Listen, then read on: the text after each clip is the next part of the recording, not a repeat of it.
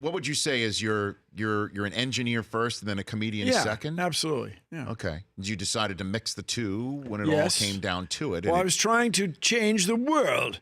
I got very concerned about the United States. Okay. I came of age. I'm from the United States. That'll happen. It's the world's third most populous country. It's likely. Yes. I came of age when we were abandoning teaching the metric system, embracing the Ford Pinto, the Chevy Vega, and just thought the state of engineering in the U.S. was in decline. I wanted to get young people excited about science so that we would have a scientifically literate voting populace to make good decisions about, for example, the environment going forward. So we'll see what happens. Yeah. How's that working for you these days, Bill? We'll see. I'll give you an example. Changing the subject only a little. Choose Bill. There's anywhere. So people who survived getting shot at Stoneman Douglas High School, you can tell are very active. They're going to be politically active, and I think they represent an enormous cohort, as we say in demographics of elections.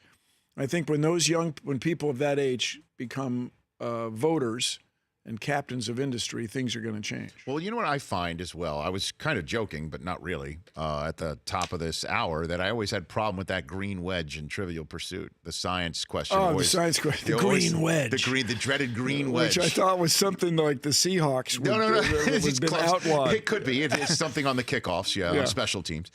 But I do now, having 3 young kids, see that their minds for science and trying to figure out why things are and how they come to be, they're fascinated by it. Yes, we all are. They are fascinated by it. You know, so the question is how do we, when they become teenagers or adolescents, and how do we continue that? So you watch Bill Nye Saves the World. Of course they should watch Bill Nye Saves the World and turn it up loud.